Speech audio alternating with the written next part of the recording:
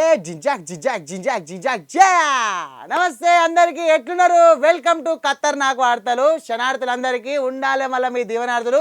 మీకోసం అయితే మస్తు ముచ్చట పట్టుకొచ్చి నీకు ఆలస్యం చేసేది ముచ్చటనే లేదు. ముందుగా హెడ్లైన్ చూడుర్రి. జూబ్లీ హిల్స్ చుట్టే లీడర్ల మనసంతా పట్టుబట్టి ప్రచారం చేస్తున్నారు మళ్ళా రోజంతా. రైతుల బాట పట్టిన జగన్ రైతుల కోసం మస్తు బాధపడుతున్నాడు నిజం.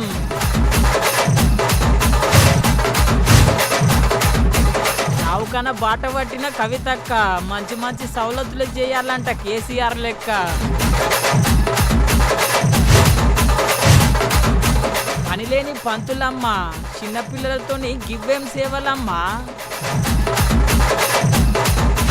జూబ్లీ హిల్స్ ప్రచారం ఎట్లా నడుతున్నది అంటే మస్తు జోరులో నడుతున్నది. లీడరు పొద్దుగాల లేచిన సాంది ప్రచారం సురి ఎత్తాండ్రు. ఇంకో 4 దినాలే ఉన్నది, ఇక ఓట్లేనాయే. మరి గాడ ఎవరు గెలిచేటట్టున్నది మొత్తం ఏం సంగతి మొత్తం పురాగా అరుచుకుందాం. మరి ఇంకెందుకు ఆలస్యం, చలో జూబ్లీ హిల్స్. అందరికన్ను కోహినూరు వజ్రం మీద ఉన్నట్టు ఇప్పుడు అన్ని పార్టీల కన్ను ఆ జూబ్లీ హిల్స్ ఎమ్మెల్యే సీటు మీదనే ఉన్నది. గందుకే 3 పార్టీల లీడర్లు జూబ్లీ హిల్స్ చుట్టే తిరుగుతున్నారు. గీయాల పొద్దుగల పబ్లిక్ ఏడ బగ్గుంటారు అని ఆలోచన చేసి అరుచుకొని శ్రీనగర్ పార్కు పోయిండు మంత్రి దుద్దిల్ల శ్రీధర్ బాబు సారు.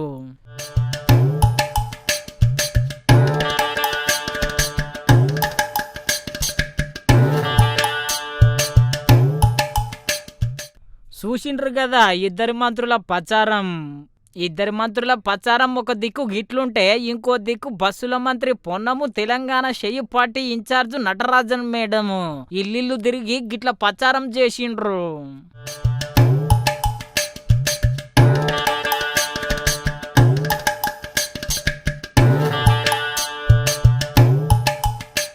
షెయ్యి పార్టీ లీడర్ల ప్రచారం గిట్లుంటే కేంద్ర మంత్రి పువ్వుపాటి కిషన్ రెడ్డి సారు జూబ్లీ హిల్స్ గల్లీలలో పాదయాత్ర చేసుకుంటా పువ్వు గుర్తుకే ఓటేయాలని ఆవాజ్ ఇచ్చిండు. ఎప్పుడు కూడా ఇక్కడ అధికారంలో లేము. ఇక్కడ అనేక సంవత్సరాలు బీఆర్ఎస్ పార్టీ, అనేక సంవత్సరాలు కాంగ్రెస్ పార్టీ గెలిచింది. ఏ రకమైనటువంటి అభివృద్ధి జరగలేదు. ముఖ్యంగా రోడ్లు కానీ, డ్రైనేజ్ కానీ, లేక మరి మంచినీటి సమస్య కానీ, వీధి లైట్లు కానీ, పార్కులు కానీ ఏవి కూడా ఇక్కడ లేవు. అందుకే ఒకసారి భారతీయ జనతా పార్టీని గెలిపిస్తే తప్పకుండా మేము వీటి మీద పోరాటం చేస్తాము. ప్రజలకు పౌర సౌకర్యాలు మెరుగుపరిచేటువంటి ఉద్యమాలు చేస్తాము. ఖచ్చితంగా పార్టీ మాకు నరేంద్ర మోడీ గారి నాయకత్వంలో దేశంలో ఉన్నటువంటి పేద ప్రజలకు, ముఖ్యంగా జూబ్లీ హిల్స్లో ఉన్నటువంటి పేద ప్రజలకు ప్రతి ఇంటికి మేము బియ్యం అందిస్తున్నాం. అదేవిధంగా అనేక రకాల అభివృద్ధి కార్యక్రమాలు చేస్తూ ఉన్నాం. రైల్వేలు కానీ, లేకపోతే జాతీయ రహదారులు కానీ, బస్తీ దవాఖానాలు కానీ, ప్రభుత్వ పాఠశాలలు కానీ అనేక రకాల ఇంప్రూవ్మెంట్ చేస్తూ ఉన్నాం. హైదరాబాద్లో కూడా ఒక 10 చిన్న పెద్ద కలిపి ఒక 10 రైల్వే స్టేషన్లు డెవలప్మెంట్ చేస్తూ ఉన్నాం. అదేవిధంగా డిజిటల్ ట్రాన్సాక్షన్ తీసుకొచ్చాము. నరేంద్ర మోడీ నాయకత్వంలో అవినీతి తగ్గించాము. దేశంలో అందరికీ అందుబాటులో విధంగా సంస్కరణలు తీసుకొస్తూ ఉన్నాము. ఉగ్రవాదాన్ని తగ్గించాము. పాకిస్తాన్ ఐఎస్ఐ కార్యక్రమాలు తగ్గించాము. బాంబు పేలులు తగ్గించాము. మతకలాలు తగ్గించాము. కర్ఫ్యూలు తగ్గించాము. గిట్ల పువ్వు పార్టీ లీడరే కాదు, కారు పార్టీ లీడర్లు సుత బగ్గనే ప్రచారం చేస్తున్నారు. కేటీఆర్ సార్ అయితే రోజుకొక తాన రోడ్డు షో ఎత్తున్నాడు. షెయ్యి పార్టీని ఇష్టం వచ్చినట్టు అరుచుకుంటున్నాడు. పల్లిలో పక్కన శేర్లింగంపల్లిలో వచ్చిన బుల్డోజరు రేపు జూబ్లీ హిల్స్ కు రావద్దంటే మాగంటి సునీత గోపీనాథ్ గారిని గెలిపించండి, మీకు మేము అండగా నిలబడతాం, మేము ఖచ్చితంగా మీకు ఆ బుల్డోజర్లకు అడ్డంగా అవసరమైతే వచ్చి పండుకుంటాం. నేను మీకు ఒక మాట ఇస్తున్నా. సునీతమ్మ గురించి మాట్లాడుతున్నారు వాళ్ళు కొంతమంది. ఆడపిల్ల కదా, ఆమె ఏం చేస్తుంది, కష్టం వస్తే పోయి చెప్పుకునే సవలతు ఉంటుందా ఆడపిల్ల దగ్గరికి అంటున్నారు. సునీతమ్మ ఒక్కటి కాదు, ఆమె కండగా నేనున్నా, ఆమె కండగా విష్ణువర్ధన్ రెడ్డి ఉన్నాడు, ఆమె కండగా పెద్ద మనిషి కేసీఆర్ ఉన్నాడు, పక్కనే తెలంగాణ భవన్ ఉన్నది. అర్ధరాత్రి ఫోన్ చేసినా అర్ధ గంటల మీ ముంగట్లుంటాం. మీ కాంగ్రెస్ వాడు ఎవడొచ్చి గుండాగిరి చేసినా వాళ్ళని గల్లాబట్టి నిలదీసే బాధ్యత మాది. భయపడవద్దని చెప్పి నేను విజ్ఞప్తి చేస్తున్నా. గిట్లా ముఖ్యమైన 3 పార్టీల ప్రచారం ముద్దుగానే ఉన్నది కానీ పబ్లిక్ మటుకు మస్తు హుషారు ఉన్నారు. ఎవరు అభివృద్ధి చేస్తే గాలకే ఓటేస్తాం గెలిపిస్తాం అని అంటున్నారు. ఖచ్చితంగా బాపు కేసీఆర్ గారు ఏదైతే హామీలు ఇచ్చారో, ఇది కొత్త ప్రభుత్వము కాంగ్రెస్ ప్రభుత్వం వచ్చిన తర్వాత అవన్నీ ఏమీ అమలు చేయట్లేదు. సో అవన్నీ కూడా అమలు చేయడానికి ఖచ్చితంగా ఈ కాన్స్టిట్యుయెన్సీలో పాటుపడతారు. మాగంటి సునీత గారు కానీ ఆమెకు చాలా కమిట్మెంట్ ఉంది, మంచి ప్రజలంటే ఆప్యాయత ఉంది. సో అందరూ తనని ఆదరించి తప్పకుండా ఓటేసి గెలిపిస్తారని మాకు నమ్మకం ఉంది. ఖచ్చితంగా ఇప్పుడు మేము లోపల వాకింగ్ కూడా చేశాము. చాలామంది చెప్తున్నారు సార్ పార్క్ డెవలప్ చేశారని. అక్కడ బయట ఏదైతే బిజినెస్ ఎస్టాబ్లిష్ అయిందో వాళ్ళు కూడా చెప్తున్నారు ఆల్మోస్ట్ 4-5 years నుంచి మేము బిజినెస్ చేస్తున్నాం ఇక్కడ. వేరే వాళ్ళు అయితే మమ్మల్ని ఎలగొట్టేసేవారు. గోపీనాథ్ సార్ వల్లనే ఈరోజు మేము అందరం మంచిగా ఉన్నామంటే హ్యాపీగా బిజినెస్ చేసుకుంటున్నాం ఇక్కడ. సో సార్ స్ట్రాంగ్ సపోర్ట్ ఉండేది. Is very good. గోపీనాథ్ గారు సార్ అందరూ ప్రైజ్ చేస్తున్నారు. సో ఖచ్చితంగా ఆయనకున్న ఆప్యాయతలు ఆధారాభిమానాలు అన్నీ కూడా మాగంటి సునీత గారికి వాళ్ళ పిల్లలకి తప్పకుండా లభిస్తాయని మాకు నమ్మకం. కంపేరింగ్ టు సునీత గారికి ఈయన నవీన్ యాదవ్ గారికి మధ్యలో సునీత గారే బెస్ట్. గత ప్రభుత్వం మన స్టార్టింగ్లో రేవంత్ రెడ్డి గారు ఇచ్చిన 6 హామీల మీదకే వెళ్తున్నాము. నమ్మకం ఏంటంటే మా సీఎం రేవంత్ రెడ్డి గారి మీద నమ్మకం. యంగ్ లీడరు, మా ఫ్యూచర్లో యువతకు కానీ ప్రజలకు కానీ అందరికీ న్యాయం చేస్తాడనే నమ్మకంతో కాంగ్రెస్ పార్టీని గెలిపించాలనుకుంటున్నాం. నవీన్ యాదవ్ గారు స్థానికంగా మంచి వ్యక్తి. నవీన్ యాదవ్ గారి మీద మంచి పాజిటివ్ రిపోర్ట్ ఉంది. మంచోడు వ్యక్తి, ఎవరికి పోయినా ఆదరిస్తారు. ఐడికి పోయినా ఏడైనా కలిసినా నమస్తే అన్న అంటే నమస్తే అన్న అంటారు. ఈ జూబ్లీ హిల్స్ ఉప ఎన్నికలను ప్రజలు మనకు రెగ్యులర్గా వచ్చే ఎన్నికల్లానే చూస్తున్నారు. కానీ ఇక్కడ మనకి వాళ్ళు అధికార పార్టీ హామీలు అయితే ఈ డ్రైనేజీ వ్యవస్థ కానీ లేకపోతే ఏదైతే ఈ సంక్షేమ పథకాలు కానీ ఇవన్నీ మేము మళ్ళీ ఇక్కడ నెరవేరుస్తాము. ఆల్రెడీ కొన్ని వర్కులు జరిగి ఉన్నాయి, వాటిని మళ్ళీ అలానే ముందుకు తీసుకెళ్తాము. అదే బీఆర్ఎస్ పార్టీ కానీ గెలిస్తే ఆ వర్కులు అలానే వాళ్ళు చెయ్యరు, ముందుకు పోనివ్వరు అనే దాని మీద కాంగ్రెస్ పార్టీ అనేది ముందుకెళ్తుంది.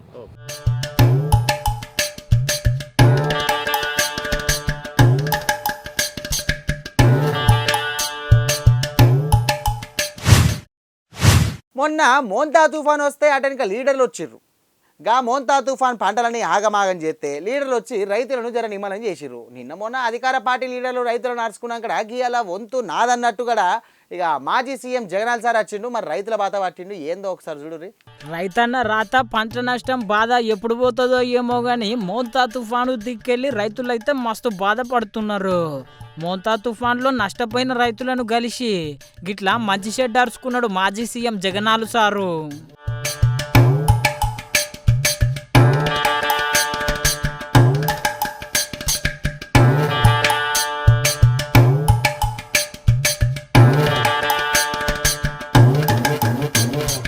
రైతుల బాధ ఇన్నాక ఏమంటున్నాడో ఎన్నుండ్రి. సుంకు విరిగిపోయిందా, సుంకు విరిగిపోలేదా, ఎన్యూమరేషన్ ప్రక్రియలో భాగంగా రాయాలా. ఎందుకంటే సుంకు విరిగిపోతే తర్వాత ఇది పాలు పోసుకునే పరిస్థితి ఉండదు. తర్వాత జర్మినేషన్ ప్రాసెస్ ఆగిపోతుంది.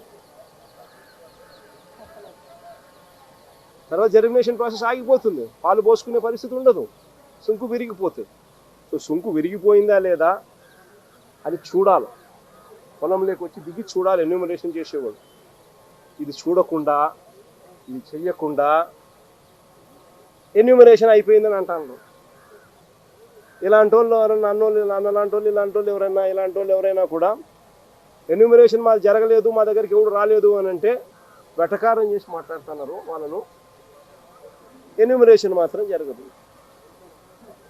అగో ఇన్నరు కదా, ఆఫీసర్లు వస్తున్నారు కానీ ఎంత పంట నష్టం అయ్యిందో సరిగ్గా రాసుకుంటలేరు అనవచ్చు. అటెనక సర్కార్కు గీ తీర్ల డిమాండ్ చేసిండు. రేపు రబీ పంటకు ఇప్పటి నుంచి కనీసం రైతులకు ఉచిత పంటల బీమా కనీసం ఇప్పటి నుంచైనా కానీ ఖచ్చితంగా చేయాలి. ఈ పరిస్థితి మళ్ళీ రైతుకు ఉత్పన్నం కాకూడదు అని చెప్పి కూడా డిమాండ్ చేస్తూ అడుగుతా ఉన్నాం. అదే రకంగా రైతులకు ఇన్పుట్ సబ్సిడీ కింద బకాయిలు పెట్టారు. దాదాపుగా ఈల లెక్కల ప్రకారమే, అది తగ్గించిన ఈల లెక్కల ప్రకారమే, తగ్గించి ఈలేసిన లెక్కల ప్రకారమే 600 కోట్లు ఇవ్వాలని చెప్పి ఈళ్ళే బకాయిలు పెట్టారు. ఆ బకాయిల సొమ్మును కూడా వెంటనే రైతులకు ఇవ్వాలి అని చెప్పి కూడా గట్టిగా డిమాండ్ చేస్తారు. చంద్రబాబు నాయుడు గట్టిగా మాట్లాడుతూ ఉన్నాం. రైతు సంతోషంగా ఉంటేనే రాష్ట్రం బాగుంటుంది. రైతు గన కన్నీరు పెట్టినాడు అని అంటే ఏ ప్రభుత్వంకైనా కూడా అది అరిష్టమే అని చెప్పి చంద్రబాబు నాయుడు గుర్తుపెట్టుకోమని గట్టిగా చంద్రబాబు నాయుడుకు వార్నింగ్ ఇస్తూ ఉన్నాను. ఈ సమయంలో చంద్రబాబు నాయుడు దృష్టిలో రైతు అనేవాడు వ్యవసాయమే దండుగా, వ్యవసాయం చేయడమే దండుగా, రైతు వేస్ట్ అనేది చంద్రబాబు నాయుడు మైండ్ సెట్. అందుకనే రైతు ఈరోజు ఇన్ని అగసాట్లు పడతా ఉన్నాడు, ఇన్ని అవస్థలు పడతా ఉన్నాడు. ఈ మైండ్ సెట్ మార్చుకుని రైతు రాష్ట్రానికి వెన్నెముక అని చెప్పి గుర్తించమని చెప్పి చంద్రబాబు నాయుడు గట్టిగా డిమాండ్ చేస్తూ ఉన్నాము. చంద్రబాబు నాయుడు గారు స్పందించే తీరు గన సరిగ్గా లేకపోతే రైతుల తరపున వైఎస్ఆర్సీపీ ప్రభుత్వం పోరాటం చేయడానికి సన్నద్ధంగా రెడీగా ఉంటుందని కూడా ఈ సందర్భంగా గట్టిగా చంద్రబాబు నాయుడుకు వార్నింగ్ ఇస్తా ఉన్నాను. ఈ సందర్భంగా విన్నారు కదా, రైతులను అన్ని విధాలా ఆదుకోవాలని చెప్పబట్టి, లేకపోతే పెద్ద యుద్ధమే చేస్తాడంట. నువ్వు వారం రోజులు టైం ఇస్తున్నా, 10 రోజులు నేను టైం ఇస్తున్నా, తర్వాత నేనే వస్తా ముఖ్యమంత్రిగా. వచ్చి ఎక్కడికి వస్తున్నానో నేను చెప్పను, ఏదో ప్రాంతంలో తిరుగుతా. నేను తిరిగినప్పుడు కలెక్టర్ పనితీరు ఎలా ఉంది, పంట నష్టం గురించి ఎన్యూమరేషన్ ఎలా చేశారు, అన్ని సదుపాయాలు మీకు ఇచ్చినారా లేదా అని ఇలాంటి వివరాలు నేను ప్రజలను అడిగి తెలుసుకుంటా. ఏ ఒక్కరైనా కూడా కలెక్టర్ బాగా చేయలేదు అని అంటే మీ ఉద్యోగం పీకేస్తానని చెప్పి గట్టిగా చెప్పేవాడు. ఒక భయం ఉండేది. కలెక్టర్లతో పాటు ఎమ్మెల్యేలు మొత్తం తిరిగేవాళ్ళు. 10 రోజుల తర్వాత ముఖ్యమంత్రి, వారం 10 రోజుల తర్వాత ముఖ్యమంత్రి ఖచ్చితంగా వచ్చేవాడు. ఎక్కడికి వస్తాడో తెలియదు, ఖచ్చితంగా వచ్చేవాడు. వచ్చి సిచ్యువేషన్ అసెస్ చేసేవాడు. ముఖ్యమంత్రి వస్తాడేమో అని చెప్పి కలెక్టర్లు ఎటువంటి తప్పిదం అనే దానికి అవకాశం లేకుండా ఇవ్వకుండా. ఓ అక్కలు, ఓ అవ్వలు, ఏదన్నా ఊరికి పోతే సంచిలో బీపీ గోళీలు, షుగర్ గోళీలు ఎట్లయితే మరవకుండా పోతారో సంచిలో పెట్టుకుంటామో గట్లనే ఒక శత్రు కూడా పెట్టుకోర్రి. ఓ రైతన్నలు, మీరు కూడా పత్తి ఒడ్లు ఏమన్నా ఉంటే మంచిగా దాచిపెట్టుకోండి. హార్ట్ అటాక్ లెక్కకి ఆనలు ఎప్పుడు వస్తాయో అస్సలు సమజైతే లేదు. చూడు ఏందో ముచ్చడం వల్ల. అరే, ఒక దిక్కు ఎండ కొట్టేది కొడుతూనే ఉన్నది, ఇంకో దిక్కు ఆనలు పడుతూనే ఉన్నాయి. జ్వరం వచ్చిన పేషెంట్ పూటకొక గోలి వేసుకున్నట్టు రోజుకో పూట అరుచుకుంటూనే ఉన్నది ఆన.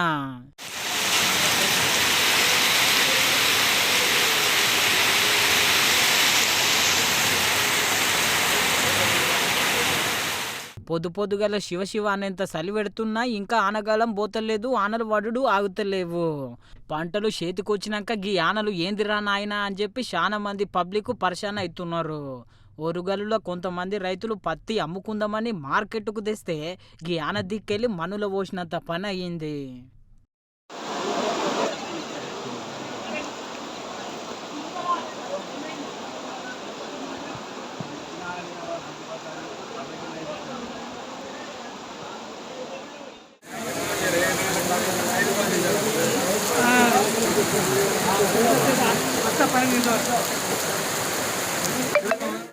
చూసిండ్రు కదా, కష్టపడి పండించిన పంట మొత్తం నీళ్ళ పాలయ్యింది. ఎట్లయినా సర్కారు సాయంతోనే మమ్మల్ని జర ఆదుకోవాలని రైతులు గోసపడుతున్నారు. ఈ వర్షాలు చేయబట్టి బాగా ఇబ్బందులు అవుతున్నాయి. ఈ వానలు చేయబట్టి ఈ వడ్లు బాగా నానిపోతున్నాయి, పరదలు లేక ఇబ్బందులు అవుతున్నాయి. ఇది ధాన్యం కొనాలని సహకరిస్తున్నాం, కానీ ఆలస్యంగా ఇట్లా పట్టించుకోవాలి. కొద్దిగా మిల్లులో కూడా కొంచెం తీసుకుంటలేరు.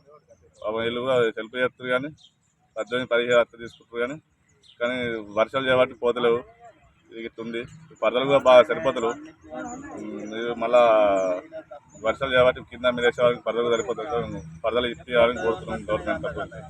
గిట్ల ఒక్కతానే కాదుల్లో రాష్ట్రమంతా గిదే గోస్తున్నది. జర ఇప్పటికైనా ఆనలు బంద్ అయితే చాలు అనుకుంటున్నారు చాలా మంది రైతులు.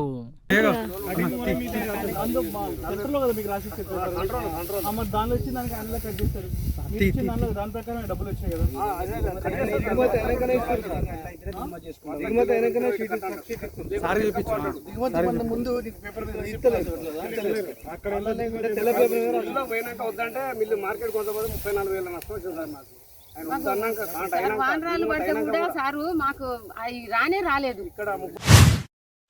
నేను 20 ఏళ్ల సంది రాజకీయంలో ఉన్నా. నాకు పబ్లిక్ అంటే పానం. గందుకే గీ జాగృతి జడం బాట పట్టినా అని నిజామాబాద్ పాదయాత్ర సురి చేసి అటెనక పాలమూరు వలకరించి కరీంనగర్ కష్టాలు అరుచుకొని గీయల్లా గా అడవుల జిల్లా ఆదిలాబాద్తో పట్టింది మన కవితక్క. మరి ఆదిలాబాద్లో కవితక్క ఏం ఆవాజ్ ఇచ్చిందో తెలవాలంటే మనం ఖతర్నాక్ ముచ్చట చూడాలి. కవితక్క మెల్లమెల్లగా జాగృతి జంగు మంచిగానే నడిపిస్తున్నదుల్లో నిన్న మొన్నటి దాకా కరీంనగర్ జిల్లా రైతుల కష్టాలు అరుచుకుంటే గీయల్ల అడవుల జిల్లా ఆదిలాబాద్లో తిరిగింది. తెలంగాణ జాగృతి జనంబాట కార్యక్రమంలో ఇది 4వ జిల్లా. మొత్తం 33 తెలంగాణ జిల్లాల్లో కూడా పర్యటన చేస్తూ ప్రజల వద్దకు వెళ్తూ వారికి ఉండేటటువంటి సమస్యల్ని తెలుసుకుంటూ ఆ సమస్యల్ని మీడియా మిత్రుల సహాయం ద్వారా ప్రభుత్వాల యొక్క దృష్టిని ఆకర్షించి వాటిని పరిష్కరించాలనేటటువంటి ఒక ఉద్దేశంతో జాగృతి జనం బాట కార్యక్రమాన్ని చేపట్టడం జరిగింది. అగో ఇన్నరు కదా 4 జిల్లాలలో జాగృతి పాదయాత్ర నడిచిందంట. అంత ముద్దగానే ఉన్నది కానీ ఎవరి మీద బాగానే గరం అయ్యింది. ఏయ్ జాగృతి వాళ్ళు కూర్చోండి. శ్రీధర్ కూర్చోండి అందరు. మీలో లెక్కుంది మీడియా కన్నా.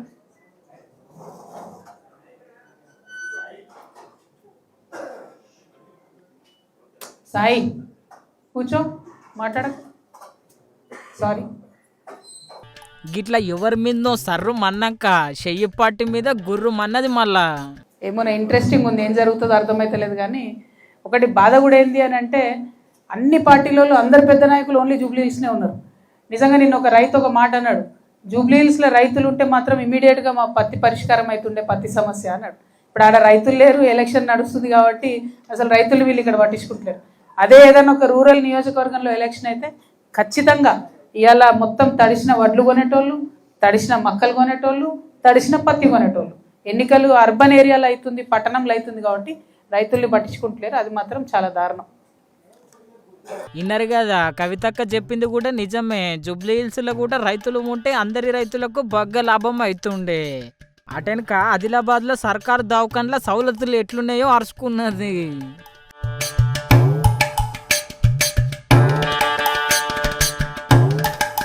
నిన్ననే బస్సు ప్రమాదం ముచ్చట మీద ఒక్కొక్కరు ఒక్కొక్క మాట మాట్లాడుతాండ్రు. ఇక కారు పాటోళ్ళు, ఇక చెయ్యి పాటోళ్ళు సర్కారు రోడ్ వేయాలి అందుకనే ఇక ఈ పెద్ద ప్రమాదం అయిందని చెప్పేసి బీఆర్ఎస్ పాటోళ్ళు అంటాండ్రు. మరి చెయ్యి పాటేమో సెంట్రల్ ఉన్న పువ్వు పార్టీ సర్కారు చేసిన మోసమే గిందికే ఈ రోడ్డు గాలి అని చెప్పేసి ఒకళ్ళ మీద ఒకళ్ళు బొంకుతాండ్రు.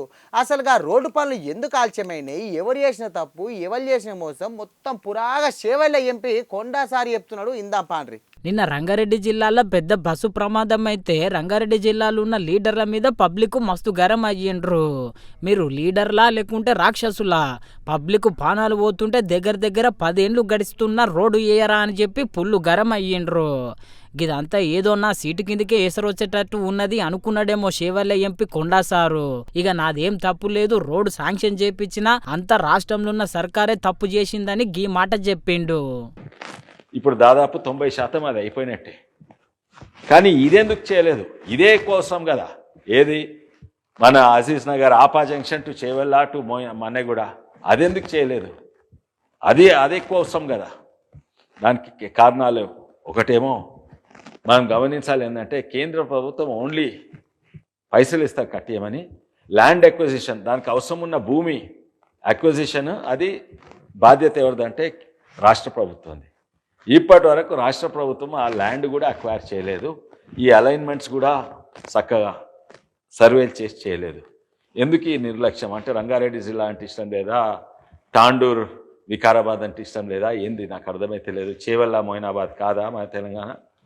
అన్ని అంతటి చేసుకుని కానీ ఈ మాత్రం చేయలేదు. ఎందుకు? పైసలు ఎట్లయినా కేంద్ర ప్రభుత్వం ఇస్తున్నది. ఇప్పటి వరకు ఆ హైవే మొదలు కూడా కాలేదు. ఇక్కడ ఆపా జంక్షన్, అజీజ్ నగర్, మొయినాబాద్, చేవెళ్ళ, మన్నెగూడ నుంచి హైవే స్టార్టే కాలేదు. ఇన్నరు కదా అటెనక రోడ్ అంటే చక్కగా ఉండాలి. గీ రోడ్ మటుకు మొత్తం వంకర ఉన్నది. అందుకే గింత పెద్ద ప్రమాదాలు అవుతున్నాయని అసలు ముచ్చట చెప్పిండు. మళ్ళా ఇది హైదరాబాద్ చేవెళ్ళ వికారాబాద్ రోడ్. ఇది వెనకట నిజాం కట్టింది, దాన్నే వెడల్పు చేసుకుంటా వస్తుంది. ఇది రిచ్ లైన్ రోడ్, వంకర్ తింకర్ ఉంటుంది. దాన్ని ఇప్పుడు హైవే చేసుకున్నారు. ఇగో రోడ్ పెద్ద అయింది, ఇంకా ఎక్కువ అవుతుంది. ఇట్లా ఎన్నో యాక్సిడెంట్లు అవుతాయి. ఇది చూడు, రైట్ టర్న్, మళ్ళీ లెఫ్ట్ టర్న్, మళ్ళీ లెఫ్ట్ టర్న్. ఈ కర్వ్స్ అనే హైవే మీద కర్వ్స్ అయితే ఇవాళ రేపు కార్లు మొట్ల చాలా స్పీడ్గా అవుతున్నాయి. ఎవ్రీ ఇయర్ 100-200 మెంబర్స్ చచ్చిపోతుంది దీని మీద. హైవే అంటే స్ట్రైట్గా ఉండాలి, కానీ ఇది వెనకట రిచ్ లైన్ రోడ్, మళ్ళీ రైట్ టర్న్ పోతున్నది చూడండి. దీని పంట అన్ని మర్రి చెట్లు ఉండేది, ఇప్పుడు అన్ని కొట్టేసినట్టున్నది. ఇంకా దీన్ని వెడల్పు చేసి ఉన్నాయి కూడా పోతాయి ఒక మర్రి చెట్లు. రైట్ టర్న్ ఇక వెడల్పు చేసిండ్రు. యాక్సిడెంట్లు ఎక్కువైతున్నాయని టర్నింగ్స్ అయినా వెడల్పు చేస్తే ఇంకా ఎక్కువైతున్నాయి. ఎందుకంటే వెడల్పు చేసినందుకు ఇంకా ఫాస్ట్ పోతున్నారు. చరిత్ర ఏంటంటే ఈ రోడ్ వెనకట్ సంది ఉండే మన హైదరాబాద్ నుంచి వికారాబాద్ వరకు అది నిజాం సర్కార్ కట్టించిండు. అది ఒక్కటే మంచి రోడ్డు ఉన్నది ఒకటే. సారు అన్నది కూడా నిజమే, మరి రోడ్డు చక్కగా ఉంటే అంత చక్కగా అవుతుంది. అయినా గీ రోడ్డు ఎన్నడు పూర్తి చేస్తారో గీ ప్రమాదాలు ఎన్నడు ఆగుతాయో.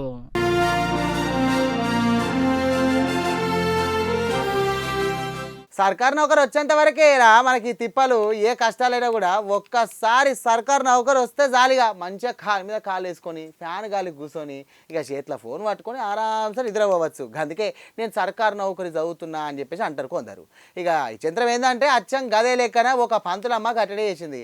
మరి ఆ పంతులమ్మ పని ఏందో ఒకసారి చూడుర్రి. ఆడుతూ పాడుతూ పని చేస్తుంటే అలుపు సొలుపేమున్నది. గీ పాట యాదికున్నది కదా, గీ పంతులమ్మ ఇప్పుడు గదే పని చేస్తున్నది. ఉస్కుల పిల్లలకు పాఠాలు చెప్పేది పోయి ఆ పిల్లల చేతనే సేవలు చేపించుకుంటున్నది. చిన్న పిల్లల చేత యువరాణి లెక్క కాలు మీద కాలేసుకొని ఊపుకుంటా ఫోన్ ఎట్లా మాట్లాడుతున్నదో చూడుండ్రే.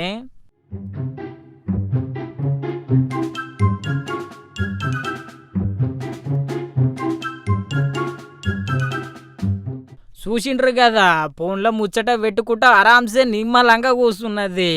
మేడంకు సర్కార్ బడ్ల గన్ని సవలతులు ఉన్నాయి. మళ్ళా ఈ పని లేని పంతులమ్మ ఏడ పని చేస్తున్నది అనుకుంటున్నారు. శ్రీకాకుళం జిల్లా మెలియపుట్టి మండలము బంతపల్లి బాలికల గిరిజన ఆశ్రమ పాఠశాలల పనిచేస్తున్నది. ఈ పని లేని పంతులమ్మ పని చేయాలని చాలా మంది గరం అవుతున్నారు సోషల్ మీడియాలో ఈ వీడియో చూసినాక.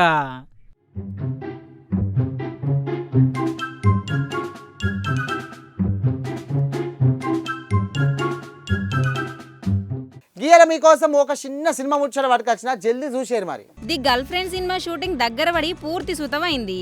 ఇప్పుడు సినిమాను నలుగుట్లకు తీసుకుపోయేందుకు మీటింగ్లు పెట్టి ప్రచారం చేస్తారు. ఇంట్లో దీక్షిత్ శెట్టి తోటి కలిసి నటించింది రష్మిక. ఇక ఈ సినిమా నవంబర్ 7కు థియేటర్లకు వస్తుంది. ఈ సినిమా కోసం బాగానే మంది ఎదురు చూస్తారు.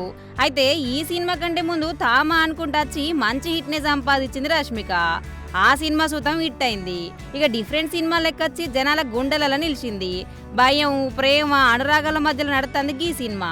గది గట్లుంటే ఇప్పుడు ది గర్ల్ ఫ్రెండ్ సినిమా సుతం క్లిక్ కావాలని తప్పంతోటి మస్తు బిజీగా ఉంటుంది రష్మిక మేడము.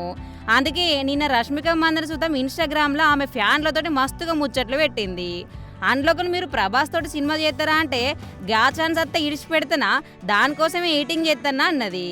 ఇక గంత పెద్ద హీరోతోటి సినిమా చేస్తే నా జీవితమే మారుతుంది, నాకు చాలా ఇష్టం అనుకుంటా ప్రభాస్ తోటి నటించడం చెప్పింది. ఈ వీడియో ప్రభాస్ చూసి అటెన్గా సినిమాలో ఛాన్స్ రావాలనుకుంటే నవ్వింది. మరి నిజంగానే వచ్చే సినిమాలో ఛాన్స్ వస్తుందా అంటే ఇప్పుడు ప్రభాస్ 4 సినిమాలతోటి మస్తు బిజీగా ఉండు. అందులోనైతే ఛాన్స్ వచ్చుడు కట్టవేనుల్లో. గిది ఎలాంటి ఖతర్నాక్ ముచ్చట ఎట్లున్నాయి, కడక్ కడక్ కడక్కునేలే. మరి ఇంకేంది, మళ్ళా రేపు కూడా మళ్ళీ ఖతర్నాక్ వార్తలకు రావాలంటే నేను ఏం చేయాలి, నేను పోవాలి. కానీ మీరు అప్పటిదాకా ఏం చేయాలి, చూస్తూనే ఉండాలి Prime9.